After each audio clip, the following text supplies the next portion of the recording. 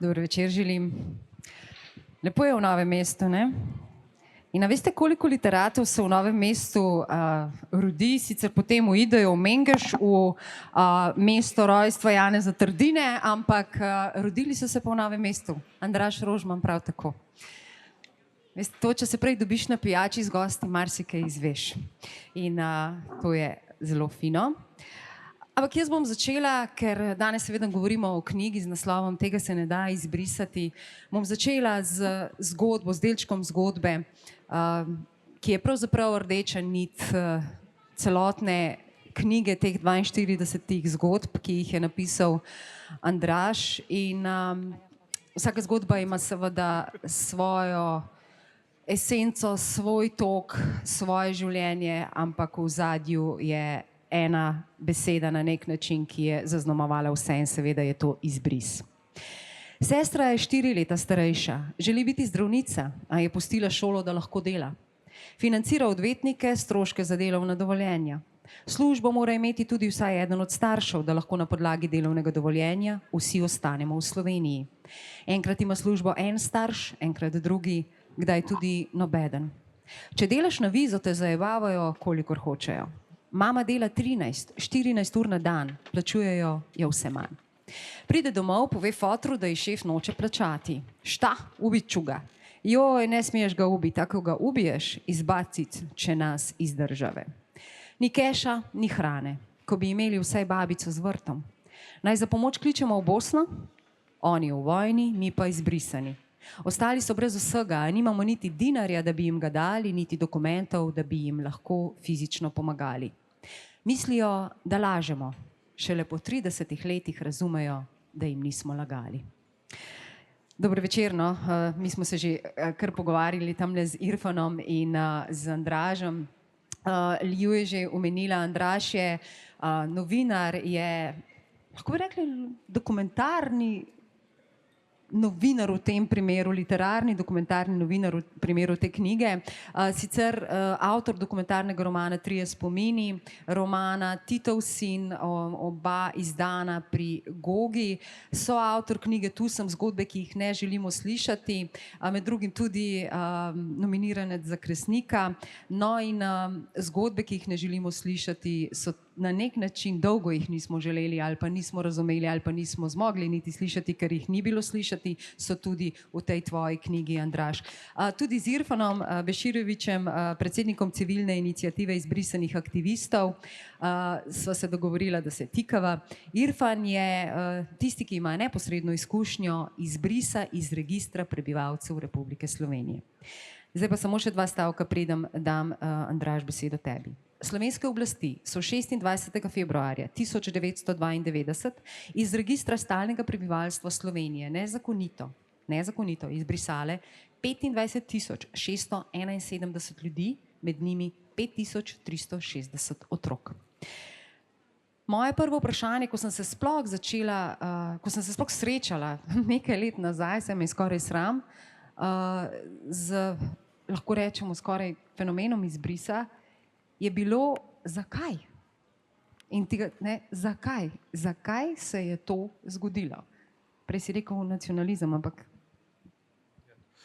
Mislim, da najprej lep pozdrav.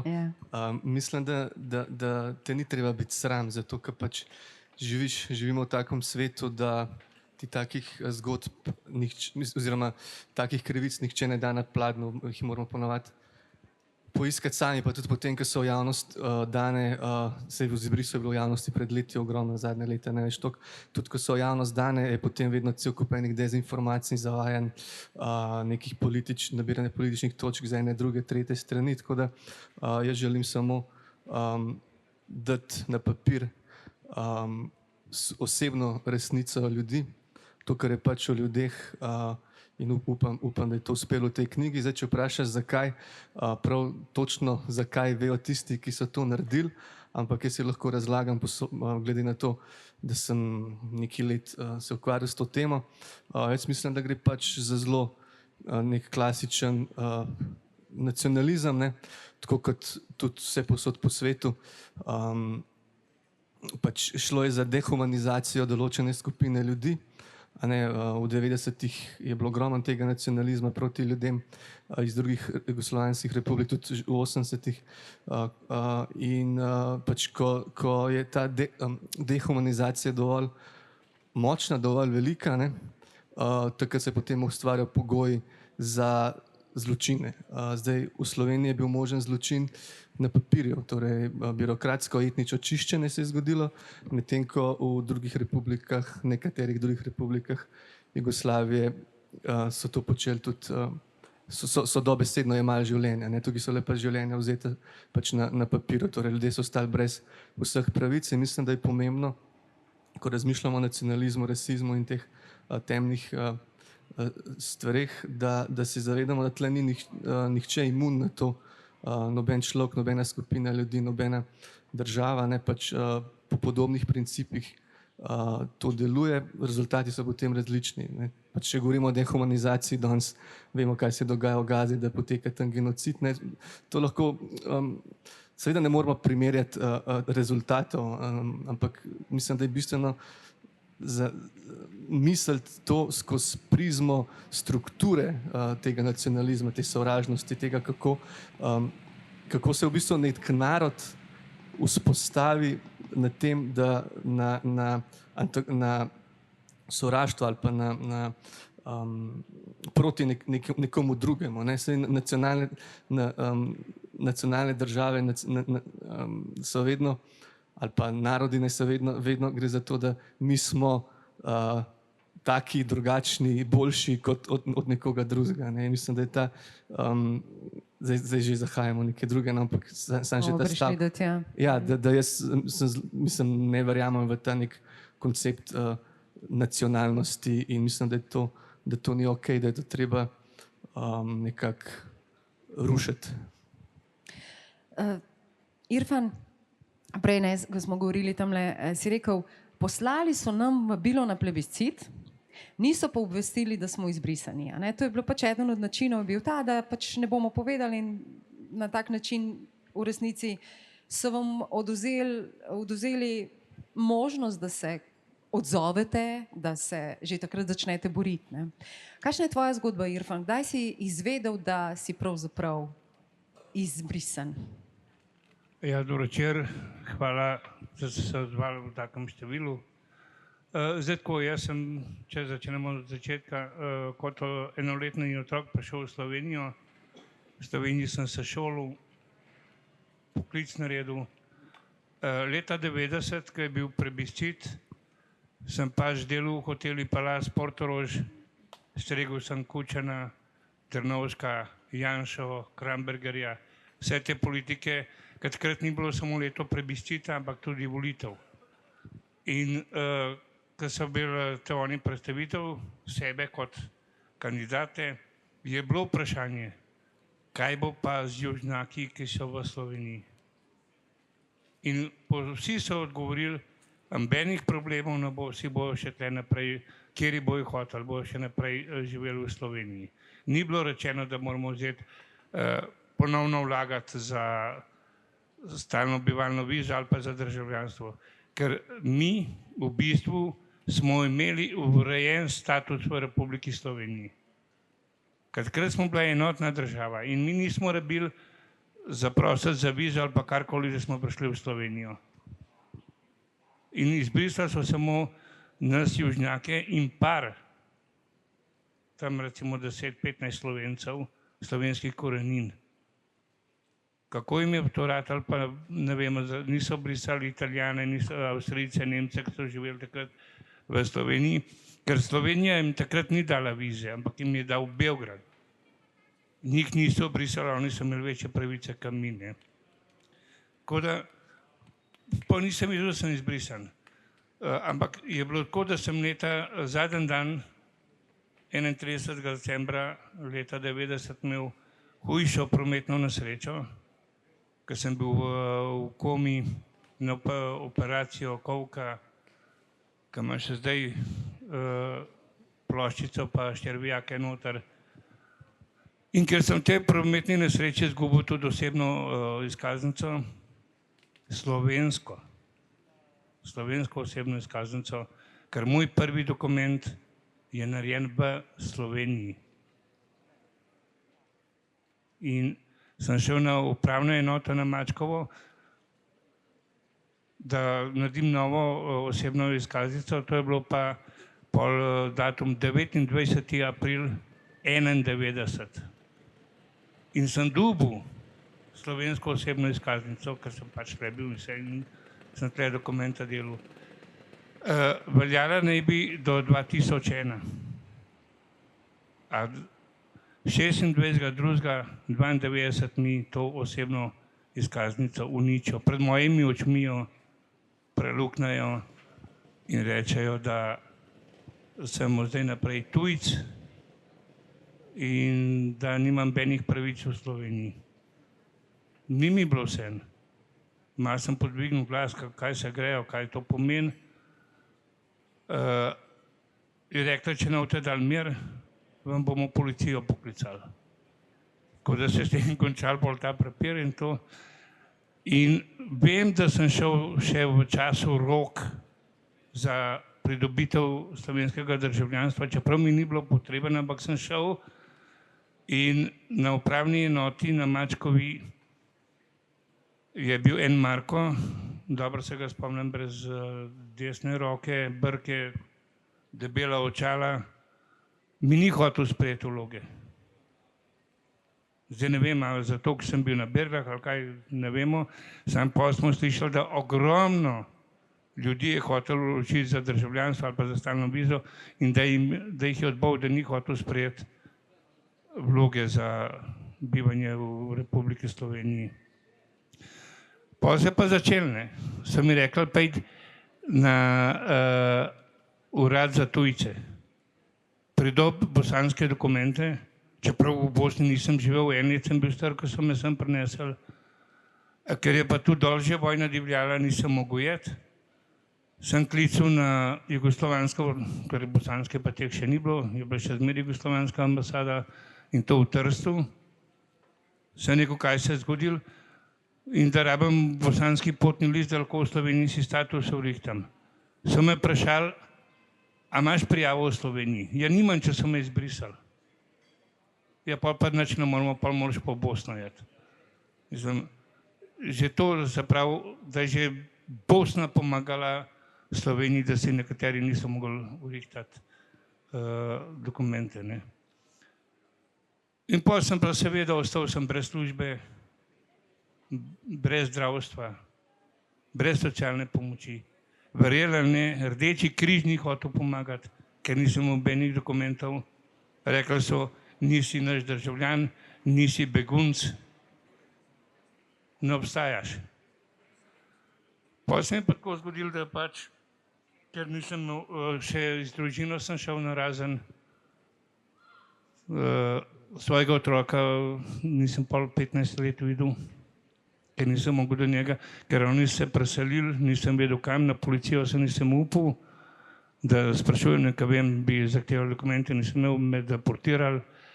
Če bi bilo prišlo do deportacije, ne bi vedel, kaj se bo z mano zgodilo, bom živ prišel nazaj, ne, kakor mnogi, ki so šli, se niso živi vrnili, ker takrat je recimo Republika Slovenija delala velike napake. Je dobila izbrisanega, ga je dala v marico, a dol je še vojna divjala. Recimo pravoslavca Srba so predali Hrvatom, kar ne bi smeli, ker Hrvati pa Srbi, pa seveda Bosanci en med drugim se pobijali, bojevali so se, ne. In kaj se zgodi? Tega človeka predajo Hrvatom, ampak to ni samo en primer, zato jih je večino veliko več. In ker je pa njegova sestra še po vojni pol bila zainteresirana, kaj se je z njenim bratom zgodilo, po 10 letih, se pravi tam okrog 2010, so ugotovili, najdel ga na Hrvaškem, zvezane roke, polomljena rebra in metek v čelo. Seveda v skupnem grobišču. Potem so pa raziskali malo to, v 6 taboriščih na Hrvaškem ni bil. Pa nič kriv. Samo zato, ker ga je policija peljala na hrvaško mejo. Ne. Tako se pa tudi z mano zgodilo, da pa vse pravim, nisem imel službe, nisem imel nič. Doktorju prebolel sem po tisti operaciji trombozo brez zdravniške pomoči, ker doktorji se niso upali nam pomagati. Ker tema izbris je bilo tabu za Slovenijo takrat. Ne. Da ne bi bili oni sankcionirani tako ali drugače, ne? Da ne bi bili zdravniki potem sankcionirani. Ja, ker meni je prav doktorica rekla, ko je videla, kaj je z mano, je rekla, lejte, jaz bi vam rad pomagala, ampak ne smem. Lahko vam pa na svojo odgovornost dam samo protibolečinske tablete. A drugega pa nič. Jaz sem ostal brez stanovanja, brez službe, brez vsega. Spal sem v kleteh, v parkih, v starih avtomobilih. V kleti sem ležal 3 dni brez hrane, brez pijače, temperatura. In kamor nisem mogel. Po 3 dneh sem malo vse prišel, da sem šel ven. A veste, ko je, če nimate te za jest, pa greste, ampak nisem pa smel biti na istem mestu, da me ne policija ujela. Sem mogel se zagibljati med ljudmi, da sem bil čim manj opazen. In greste mem, recimo, kakšne hiše, ki imajo piknik. Oni jejo, ven se pa želodec za hrbet prepopil. Lačni. Se ne upate zraven. Meni gostine, po kozarcu vode se nisem upal. Da ne bi sumljiv izpadel in to. In to je trajalo dolgo cajta. Vse do leta 2002 sem se skrival. Težko sem preživel, ampak življenje me je naučilo, da pač s potrpežljivostjo in to, da se da. No, pa sem pa slučajno spoznal enega gospoda, ki je imel lokal v Ljubljani in mi je dal streho nad glavo in rekel, ker ti to znaš delati, boš malo pomagal. Pekel sem odojke, jagenjčke. In potem se pa zgodilo leta 2002, je pa prišla 22. maja, smo sedeli zjutraj v tem lokalu in kavo pil, je prišlo 10-15 policistov. In kot racija, preverjanje osebnih dokumentov in policaj me pogleda in reče, ne, ti pa nimaš dokumentov. Sem rekel, ne, nimam, ne, kaj če, ne moram se lagati. Me je ven pelil in po postaji je javil na policijsko postajo Bežigrad v Ljubljani, da pač me imajo, Irfan Beširević brez dokumentov. In tam so odgovorili, pripeljite ga.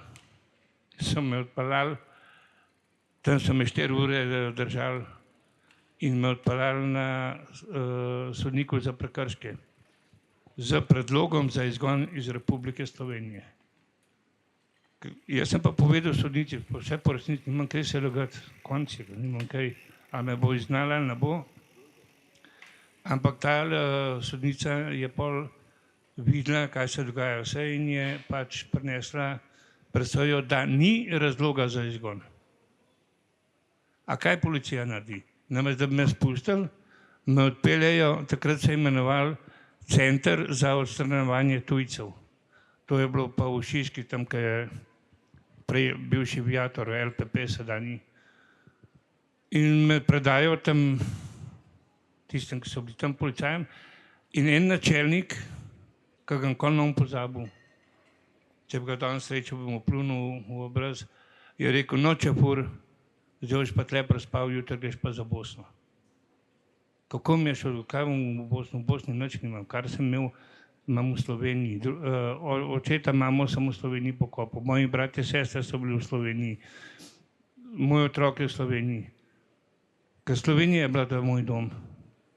Sprejel sem kulturo, običaje, vse je slovenske, a ne izgon.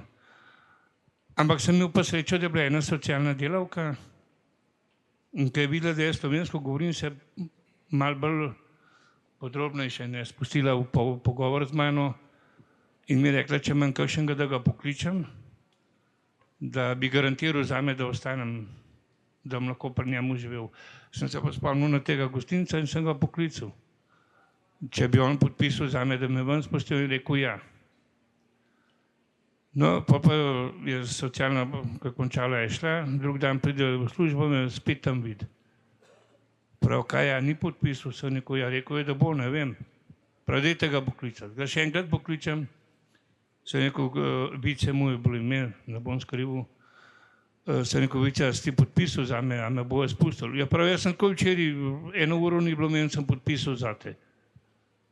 No, pa, ker socialna to slišala, je bila malo jezna, pa je temu načelniku pač rekla, kaj se grejo, ne, zakaj me niso spustili, če je podpisal. Se je pa zgovarjal, da mu niso policaji povedali, da je bil podpis. Ne. Irfan, ne poveda cele zgodbe. Vse ni cela, to še Vem, ampak ena petina ni. ena petina, vem, ampak vseeno, da bi te prekinila, zakaj? Zato, ker to je ena od teh zgodb, ne, ki jih Andraž opisuje, je tvoja in kaj je bilo najhujše, mogoče na kratko, še vendarle tebi dam vprašanje, ne? Parkrat si povedal skrivanje, ne? Ne to, da si izgubil pravzaprav vse, da je šla družina narazen, a je bil najhujši ta občutek konstantnega strahu pred tem, da te bodo izgnali, ne? Ker to tudi drugi v zgodbah pišejo, ne? Ta pritisk, da pravzaprav niti po kozarec vode ne upaš, ker te lahko razkrinkajo, če ravno nimajo kaj razkrinkati, ampak so imeli, ne, pač po tistem. Mogoče sem to, no, kaj je bilo tisto? Sej, kakor sem rekel, ne, ker sem videl policaja, sem bežal od hudiča, ker nisem vedel, me bo ustavil ali ne bo, ker če bi me ustavil, vem, kaj me sledi, deportacija, ne. Ker se pa veliko ljudi, jaz sem imel srečo, da so me peljali na sodišče. Veliko pa ni imel. Veliko jih pa ni, ampak so jih direkt deportirali na hrvaško mejo. Ne. No in teh zgodb je bilo, ne, kot smo rekli, jih je 42, Andraž. Lahko sam še to povem. Ja, prepovej. Ne zato, kaj je tle, ampak res hvala Andražu, da se je spustil v to knjigo in moram vam reči, da pisanje te knjige ni bilo lahko. Sem hodil z njim, po 3-krat, 4-krat se je mogel dobiti z eno osebo. Zakaj? Ker je težko iz njih izvlekel, kaj se jim je dogajalo. Še danes, ko srečate kakšnega izbrisanega, vam ne bo povedal, kaj se je dogajalo. Ker se zdaj jih boli to. In vem, da je Andraž po 3-krat, 4-krat mogel v Henmu hoditi, da je naredil to, kar je naredil. Ne. Ker bojijo se, pa ne samo zaradi sebe, tudi da nimajo otroke in se bojijo, da ne bo še šikaniranje v šoli ali pa kaj takega. Hvala, Irfan, za to. Ja, Andraž, žive zgodbe so to, živih ljudi in mnogi, večina od njih se je strinjala, da se podpiše, ne, z resničnim imenom. Medtem ko nekaj je takih, kot pravi Irfan, ne, da tudi potomci rajši napišejo hči izbrisanega ali kakorkoli. Skratka, to je še vedno znak, da še kako zelo boli, a ne? Pa še vedno je na nek način tudi strah. Zdaj me pa zanima, zakaj so tebe osebno te zgodbe tako nagovorile?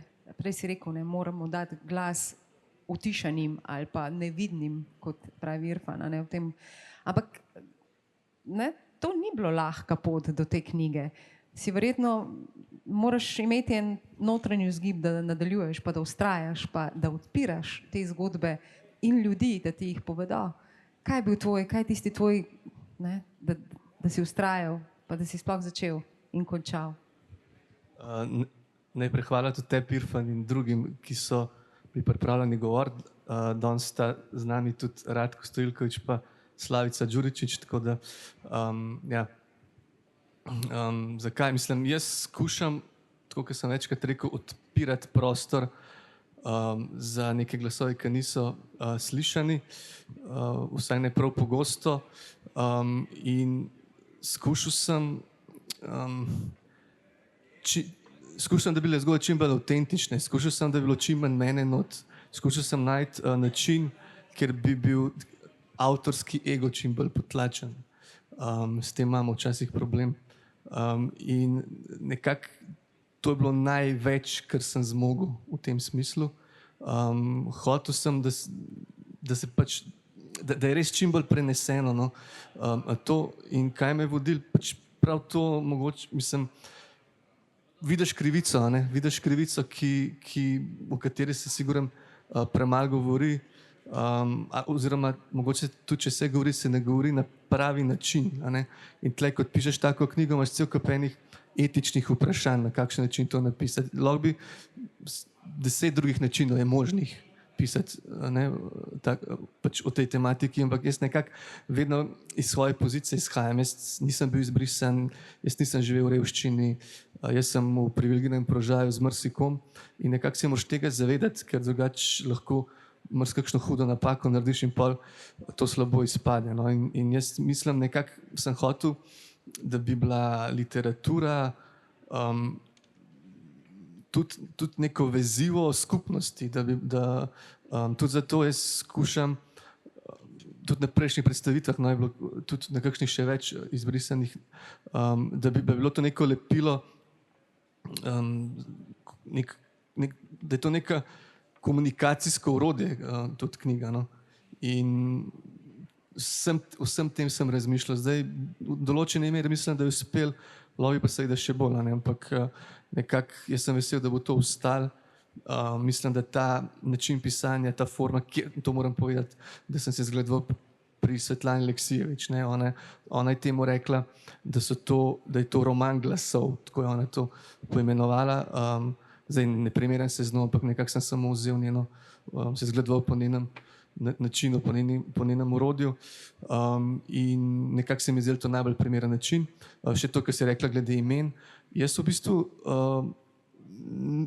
nisem imel problemov tako zelo velik pri tem, da bi se ljudje odprli. Na začetku mogoče ja, ampak pol, ko enkrat začnejo ljudje govoriti, ponavadi hočejo govoriti. Se hočejo, rabijo govoriti. Mi vsi, mislim, to, da povemo svojo zgodbo, ne, kdorkoli, tudi jaz, ti, kdorkoli, to potrebo imamo, mislim, da vsi ljudje. Sploh, ker je toliko časa niso mogli, ne? Tudi, ja, in tudi po 30 letih se perspektiva spremeni, spomin se spremeni in je pomemben, tudi Svetlana Aleksijevič vedno dela desetletja po določenih dogodkih in se mi zdi, da ta perspektiva z časovne oddaljenosti zelo pomembna. In jaz sem v bistvu tudi, ko sem jaz bral, ali pa ko je on razlagal, kako dela, sem jaz začutil to, niti več ne vem, je to ona rekla, sem jaz to začutil, ko ti poslušaš človeka, ogromno moraš poslušati, ogromno, in tudi veliko stvari povedanih, ki potem niso v knjigi, ne? Ampak ti čakaš na nek določen trenutek neke človeške globine, na neke detajle, malenkosti, ki pridejo ven na neke emocije, in to je potem, tako jaz to razumem, pripovedovanje zgodovine skozi čustvo. No. In ko sem bil z ljudmi, ne, sem enostavno začutil to, ne vem, to ne znam opisati, mislim, ne znam razložiti drugače, da je to pride do nekih emocij, ki verjetno se spostavlja tudi neka vez v pogovoru, ne, v dialogu. Sam še to glede imen. Zdi se mi pomemben, da tudi v literaturi izbrisani imajo svoje imena, torej da mislim, da 93 ali 3 ali 2 nekaj takega niso hoteli, pa še to so bili neki taki razlogi, ki, dobro, nima veze, kakšni so bili razlogi, ampak in se mi zdi, da to ljudem, zdi se mi, no, da jim to nekaj pomeni, in jaz mislim, da je pomemben, da ta imena to so ljudje, torej z imeni, s priimki, s svojimi družinami, s svojimi prijatelji, svojo zgodovino, in to je zdaj ta resnica, ki je na papirju, zdaj pa je od nas odvisen, kam bomo s to resnico naredili. Dodani vrednosti zagotovo v tej knjigi sta prva to, da si se pogovarjal z ljudmi različnih generacij, torej ne samo z izbrisanimi starši, ampak tudi z otroki izbrisanih in otroki, ki so bili izbrisani. Po drugi strani pa si ujel kar nekaj zgodb ljudi, ki jih ni več, ne, ki so v času nastajanja te knjige preminuli. Ne. No in eno od deklet, pravzaprav takrat, oziroma od otrok, ima zgodbo z naslovom Zen. Seveda vse zgodbe so v prvi osebi, ne, pripovedovanje v prvi osebi Nine. Bila sem njegova princeska, on pa moj ati, ati, ati. Stara sem 8 ali 9 let. Prvič ga ni bilo več dni domov. 3 tedne. To se mi zdi čudno, saj je bil doslej vedno z mano, zato mamo sprašujem, kaj se dogaja, mi ničesar ne pove. Potem se vrne. Vesela sem, saj mislim, da bo spet vse tako, kot je bilo prej. Ati me pošlje v trgovinico na naši ulici, naj mu prinesem banane. Banane? Čudno, saj prej nikoli ni bil ljubitelj sadja. Zamišljena sem. Sprašujem se, zakaj je začel jesti banane. Potem me posadite na kavč in mi poveste, da je ati v Ljubljani pred živalskim vrtom gladovno stavkal. Razložite mi, da ni jedel in da je bil izbrisan. Najgloblje v zavesti imam zasidrane mamine besede. Ati dela nekaj zelo dobrega. Čeprav boš verjetno slišala dosti slabih stvari o njem, si moraš zapomniti, da dela nekaj zelo, zelo dobrega. Še vedno vem, da je ati delal nekaj zelo dobrega. Le vmes je bilo obdobje, saj ne, da ne bi mislila, da ne dela nekaj dobrega, ampak šlo mi je na živce, ker se je preveč pojavljal v medijih. Hodim v osnovno šolo, vsi, ki jih srečam, mi težijo zaradi izbrisa, jaz pa bi se najraje skrila. Ko me ljudje vprašajo po imenu in priimku, skušam zamolčati priimek. Vedno, ko povem, da sem Aleksandra Todorović, se kot lajna ponavljajo eni in isti komentarji. A, to si ti. A, tisti tvoj ati. Ali še kaj hujšega. Kaj bi on sploh rad? Aha, on je tak, ki ni hotel državljanstva. A zdaj bodo pa drugi plačevali zanj. Todorović? Ah, ta idiot. Vsi vrstniki vedo, kdo je moj ati, čeprav ne spremljajo politike. V ušesih in glavi mi odzvanjajo njihove zajedljive besede. Dovolj imam. Ne prenesem in se odločim, da se bom predstavljala le z maminom priimkom. Novak. Sana, ne, to je Sanina zgodba, tako kličejo Aleksandrovo Acovo hči. Aleksandar Aco Todorović je seveda bil Irfan tvoj velik prijatelj, ne, čeprav se nista vedno vse strinjala, ker je bil Aco zelo poseben človek. Bil je del tri peresne deteljice, Irfan, Mirjana in Aco. No in mogoče najprej zate, Andraž, tudi zgodba Aca je tukaj zelo pomembna. Ne? O njem govori ne samo hči, govori tudi njegova Olga, žena, in ona zelo lepo pove, ne, da ni bil izbrisan samo Aco, izbrisana je bila cela družina. Olga sama pravi, izbrisana sem bila tudi jaz. A ne? In Irfan, nekje lepo zapišeš, ne, da ni bilo izbrisano 25.671 ljudi. To je treba pomnožiti, ne, ker so pravzaprav bile izbrisane družine, to se pravi, smo na blizu tistih 80.000. No, ampak kako si še srečal Aca ti sam preden? Ne, to so bile že po pripovedovanju te zgodbe, ne, ker Aca je potem samomor naredil, ne, naj bi ga. Jaz v resnici Aca nisem sploh osebno poznal, ker takrat on je leta 2014 naredil samomor in takrat še nisem bil vključen v te prostore, ker so se oni borili za svoje pravice. Na nek način je to tudi biografija Aca Todorovića, zato ker je ogromno ljudi zelo različnih zornih kotov govori o njem in se vidi, kako je on v bistvu dal svoje življenje za boj. Kljub temu, da je imel on svoj status že urejen, on bi lahko naprej užival. On se je v bistvu začel boriti šele takrat, mislim, mogoče že malo prej, ko je sam že dobil papirje in njega je ta krivica toliko bolela in ni popustil niti za milimeter pred tem. On je hotel, da se krivica popravi za vse, da vsi dobijo status, da so vse krivice popravljene in tle je bil res neizprosen in zdaj mislim, da boš, da Irfan, ki v njem pove, ker ga je pa zelo dobro poznal, ampak jaz sem hotel še to dodano, omenila si Acota, Irfana pa Mirjana Ovčakar, žal je tudi Mirjana pokojna, nekako sem njim posvetil knjigo in tudi kasneje v knjigi je večkrat njihovo prijateljstvo se prepleta, tudi drugi govorijo o njih in sem hotel pokazati, kako so skozi aktivizem, kako so skozi v bistvu to neko krivico in bolečino, ki so jo doživeli, se začeli boriti in potem zgradili tudi z drugimi neko skupnost, prijateljstvo, tovarištvo in so tudi marsikaj lepega doživeli, niso doživeli samo težkih stvari. In ena od linij, ki se vleče v knjigi, več ti si jih že omenila, ne zgodbe otrok, pa so zgodbe oficirjev, pa so zgodbe aktivistov in tako naprej. Ena od pomembnih teh linij je tudi ta neko tovarištvo, prijateljstvo, In tle vidiš smisel, ne? Tle vidiš, mislim, da vsak od nas lahko vidi smisel v tem, za boj za pravično stvar, karkoli že to je.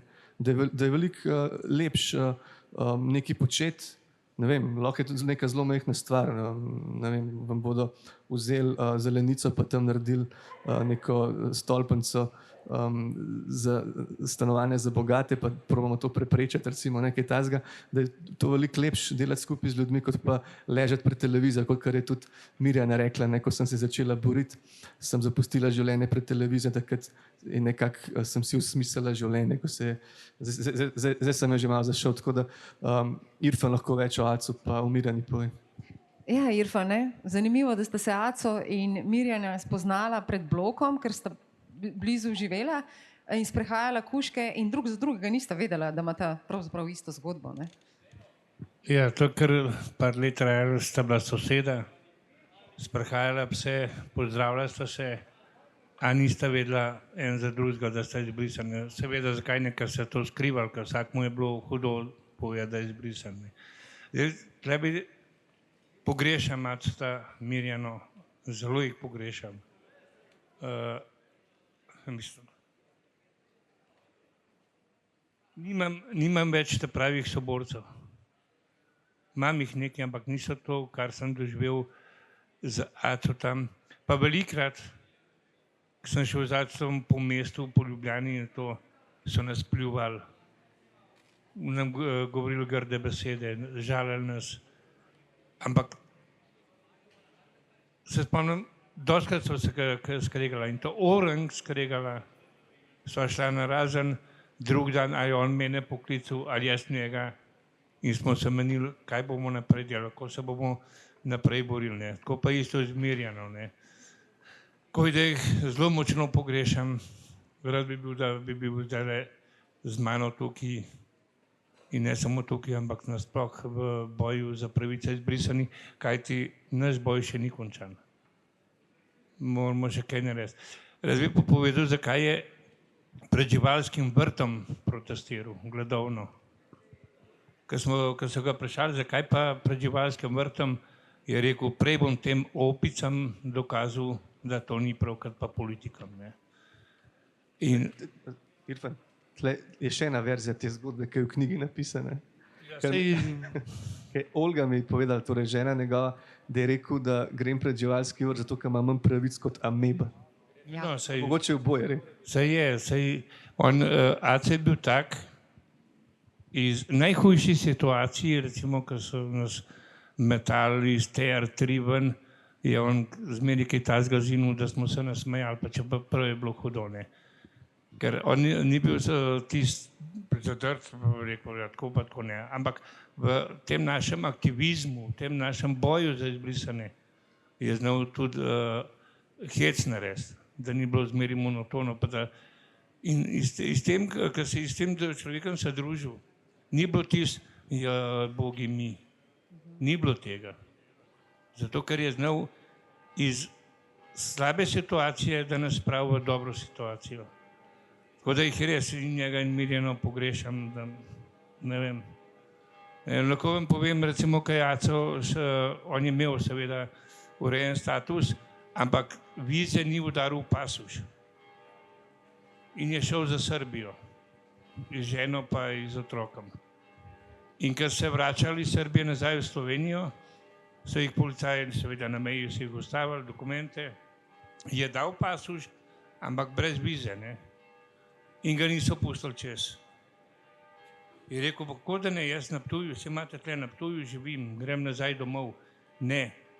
In kaj so naredili? Obrnili so se odmaknili, da jih policisti niso videli, so Aceta zaprli v prtljažnik, je žena se usedla za volan in ga prepeljala čez mejo. In Ace je imel dosti takih, tudi se spomnim za 1. november,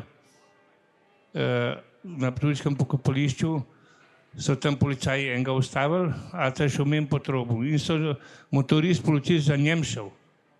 Ga ustavil, Ace se je na sred ceste ustavil. In mu je policaj rekel, zakaj se pa tle ustavil? Prav, si mi rekel, da se ustavim.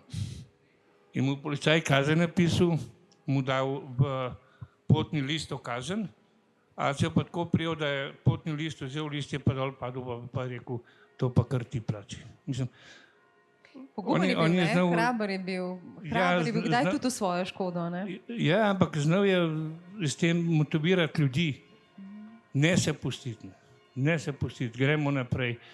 Ker se pravi, ker sem jaz prevzel to društvo, pa stopil na čelo izbrisanih na protestih, pa to ne. Vse, če ne je bilo acta, jaz to ne bi naredil. Ker jaz sem še to prevzel v času actovega življenja, ne? Ker me je on predlagal. In takrat te naši boji, pa stavka na Šentilju, pred UNICEF-om v Ljubljani, peš pod Portorož Ljubljana, zavzetje TR3, to je Trg Republike 3, ne? Tam je bilo Svet Evrope, to smo zasedali. Ulegali smo se pred parlamentom, z črkam iz telesi smo napisali izbris. In takrat se nismo več bali ne policije, ne nič, mi smo v Ljubljani zapirali ceste. To vam moram reči, dokler nisem imel državljanstva, ker smo pač delali te proteste, ene kazni nisem dobil. Čeprav sem bil na čelu kolone zmeri, ker so pa policaji izvedeli, da imam državljanstvo. Takoj prvi protest, prva kazen.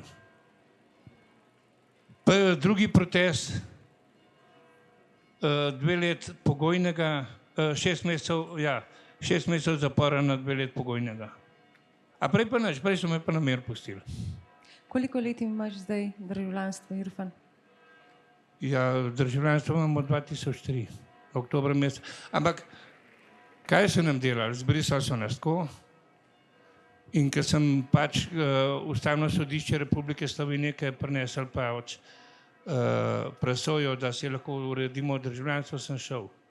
In kaj mi naredil? Dal sem jim spričevalo slovensko, v kateri je ocena slovenščina 3. V kakšnem razredu 3, v kakšnem 4, ampak pozitivna ocena. In kaj mi naredijo? Mogel sem je delati tečaj slovenskega jezika. Ker sem jim vprašal, zakaj to, vse sem vam dal spričevalo. Vse vidite, da ja, prav, mi ne vemo, kje ste vi bili toliko let in če še znate slovensko. A ja? Sem šel nares. In naredim to in kaj mi pa rečejo, da moram iz Bosne in Hercegovine prinesti potrdilo, da nisem v kazenskem postopku. A v Bosni in Hercegovini nisem živel. Mislim, to so spet imeli take finte, da bi jih nas odvračali. No, ampak vseeno izbrisani ste zmagali na Slovenskem ustavnem sodišču, na Evropskem sodišču za človekove pravice, pa vendarle praviš, da boj še ni končan, no, ampak tudi ta knjiga, ne, je del tega boja, ne? Seveda, absolutno. In se pravim, še enkrat v imenu civilne iniciative izbrisanih aktivistov, Andraž, hvala. In v imenu bralcev tudi, Andraž, hvala. In bralk, pač, vsaj v mojem, pa verjamem, da še v imenu marsikoga. Preden se poslovimo oziroma damo še priložnost za kakšno vprašanje, Lidija Dimkovska je napisala zelo zanimivo spremno besedo. V njej zapiše, da bi lahko izbrisanim rekli tudi preluknjani. Ne, kot aluzija na luknjanje teh dokumentov. Ne. In lepo reče, da skozi te luknje pravzaprav so izbrisani krvaveli njihove družine. In pravi, da izbrisa se ne da izbrisati. Ne. Hkrati pa lepo opiše, da je, in ta del bi rada še omenila, te zgodbe so hkrati fakcija, torej resnica, ampak deli znotraj, določeni prologi v nadaljevanje knjige so pa fikcija. Ampak v njih opisuješ resnična ozadja, ki bi lahko bila. Torej, zakaj se je nekdo odločil za tak zločin, oziroma zločin, zakaj se je nekdo od uradnikov odločil, da je upošteval, ne vem, črko nekega zakona, ki niti ni bilo zapisan, nekega befela, če ravno mogoče mu etično ni šlo skozi, ampak vendarle, ne, skratka, opisuješ tudi zgodbe tistih drugih strani, ne vem, uradnikov, ki so pač to počeli, ne, luknjali življenja. Ne. Kot res razumem, Lidijino spremna beseda, ki je tudi meni zelo všeč, tako res zelo.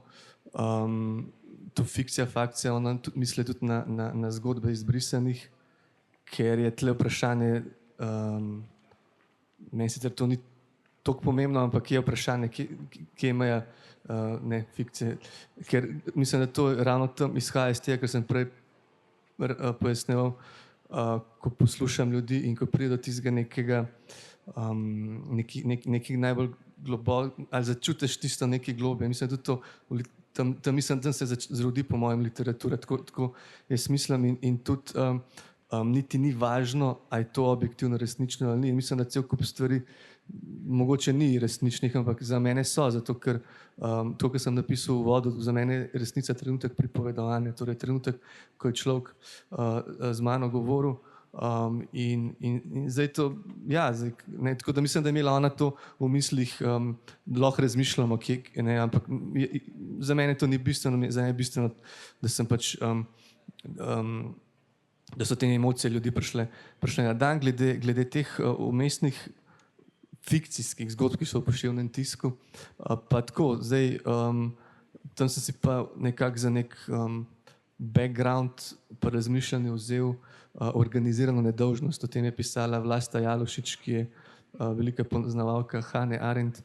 To je že stara knjiga izpred 20 plus let in še vedno drži, tako družba je bila nekako tako organizirana, da mi nismo nič odgovorni za nič, ampak so vedno druge. In mislim, da noter so izmišljene te zgodbe, ampak cel kup enih situacij, ki se dogajajo in so se dogajale, v smislu, ne vem, zdaj se spomnim, nekdo reče, ja, slovenski nacionalizem je pa žlahten, to je domoljubje, ne? Mi nismo tako kot oni dol, ki se pobijajo med sabo, ne?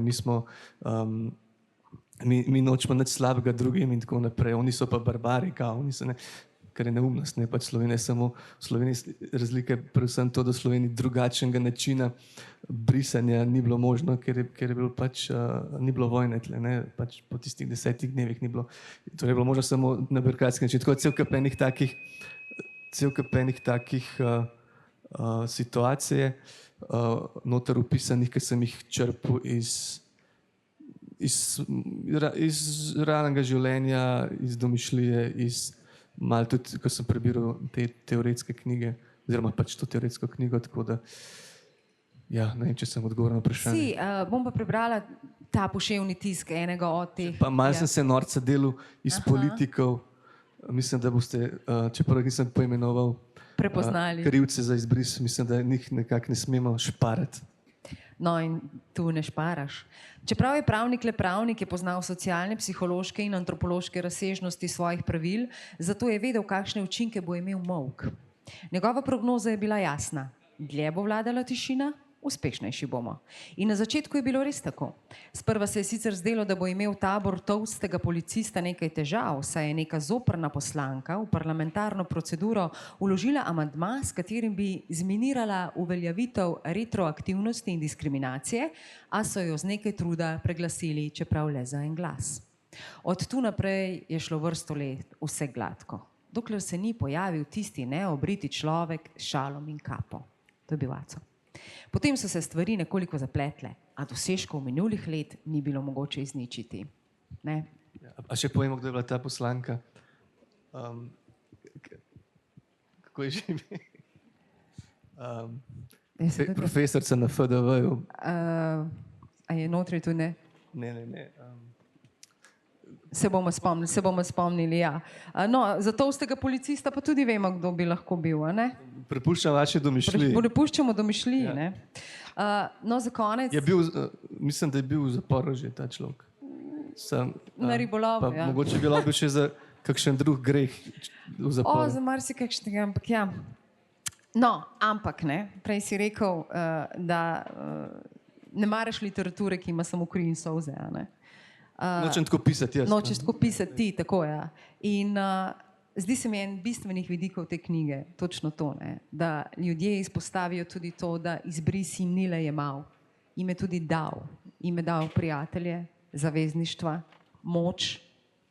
Čeprav včasih bi bilo boljše, da ne bi bilo tega treba, ne? Ampak je nekaj zgodb, v katerih izpostavijo ljudje tudi to nežno pozitivnost znotraj vsega tega, kar je travmatsko pustilo na njihovih življenjih in še traja. Ne? Ja, to so neke izjave, ki jih jaz ne morem dati, da jim je nekaj dal.